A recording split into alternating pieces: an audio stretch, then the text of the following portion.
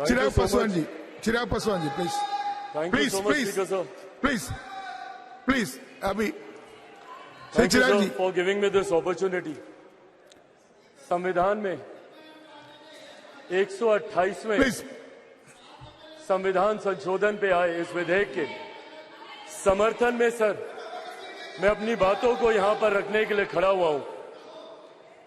Sir 2 दिन पहले जब पुरानी संसद में और मौजूदा संविधान सदन में जब अपनी बातों को अपने अंतिम संबोधन को वहां पे रख रहा था, उस वक्त इस बात की जानकारी नहीं थी कि जब नई संसद में जाएंगे और उस संसद में जो पहला संबोधन होगा वो देश की आधी आबादी से जुड़ा हुआ होगा। यकीनन ये हम सब के लिए सर एक बहुत सौभाग्य की बात है कि लंबे समय से, और इसमें मुझे लगता है हर एक व्यक्ति सहमत होगा, ये मांग लंबे समय से हर राजनीतिक दल, हर राजनेता की रही, पर हर राजनीतिक दलों ने इस पे अपनी राजनीति भी खूब रची। इस कानून को बेहतर बनाने की आड़ में, इस कानून को सशक्त करने की आड़ में, महिलाओं को और अधिकार देने की आड़ में लगातार निरंतरता में इस विधेयक को लटकाया गया, इसको संसद में आने से रोका गया। और यही कारण है सर, पिछले 27 सालों से ये कानून अभी तक अपने मूल स्वरूप में नहीं आ पाया, धरातल पर नहीं उतर पाया, क्योंकि इस पे सिर्फ राजनीति होती गई।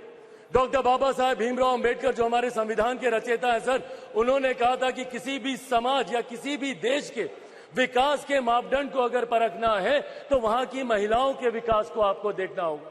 हमारे देश से बेहतर उदाहरण क्या हो सकता है सर? हमारे देश के सर्वोच्च पद पर न सिर्फ एक महिला बैठी है, बल्कि अनुसूचित जाति जनजाति से आने वाली वो महिला आज हमारे देश की राष्ट्रपति है। इससे बेहतर और महिलाओं के लिए क्या होगा? सर, आज की इस तमाम चर्चा में 3 बातें बहुत मजबूती से सामने आई।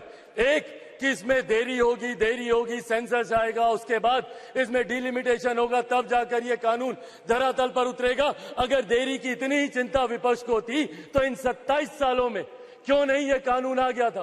क्यों नहीं इस कानून को उस वक्त ले आया गया था जब इसी तथाकथित विपक्षी दलों के गठबंधन के कई नेताओं ने इसको रोकने का प्रयास किया, इसको सशक्त करने की आड़ में इसको रोका गया। अगर उस वक्त ये कानून आ गया होता तो आज जो बाकी की लंबित मांगे हैं सर, वो भी पूरी हो जाती।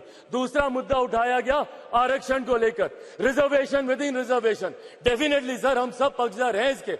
हम लोग चाहते हैं कि अनुसूचित जाति, जनजाति, पिछड़ा वर्ग से आने वाली महिलाओं का इसमें रिप्रेजेंटेशन होना चाहिए। पर सर, ये विश्वास भी मेरे प्रधानमंत्री पर ही है। आज से 3 साल पहले राष्ट्रपति जी पर आए, अभिभाषण पर आए, प्रस्ताव पर जब अपनी बातों को रख रहा था, उस वक्त भी मैंने कहा था कि मेरा विश्वास सिर्फ मेरे प्रधानमंत्री पर है, क्योंकि इन्हीं में यह इच्छा शक्ति है कि वो इस कानून को ला सकते हैं, और इन्होंने आज वो करके दिखाया। और ये विश्वास है मेरा सर, आने वाले दिनों में, भैया पिछड़ा वर्ग की बात करते हैं, हमारे प्रधानमंत्री खुद जिस वर्ग से आते हैं, जिन्होंने मंडल कमीशन को संवैधानिक दर्जा देने का काम किया, जिन्होंने रोहिणी कमीशन के गठन का कार्य किया, उन पर अब विश्वास करेंगे। अगर इन्होंने अभी तक इतने कार्य पिछड़ा वर्ग के लिए किए हैं तो यकीनन मेरा विश्वास है, और जहां मेरा विश्वास है वहीं मैं अपनी पार्टी लोक जनशक्ति पार्टी रामविलास की तरफ से यह आग्रह भी करूंगा कि जल्द से जल्द इसमें यह प्रावधान भी जोड़ा जाए, जहां पे अनुसूचित जाति जनजाति से आने वाली, पिछड़ा वर्ग से आने वाली महिलाओं के लिए भी इसमें रिजर्वेशन हो, उनके लिए भी सीट इसमें आरक्षित की जाए। पर साथ ही में सर, अंतिम बात जो ये एक अविश्वास का माहौल यहां पर उत्पन्न किया जा रहा है मीडिया के माध्यम से, अपनी बातों के माध्यम से, कि सिर्फ जुमला चल रहा है। सर, इतना समय इनके पास था, विपक्षी दलों के गठबंधन के पास पूरा समय था। अगर ये चाहते तो तब से लेकर अभी तक इसको ले आते, पर नहीं लाना इनकी नीति, इनकी नीयत को दिखाता है।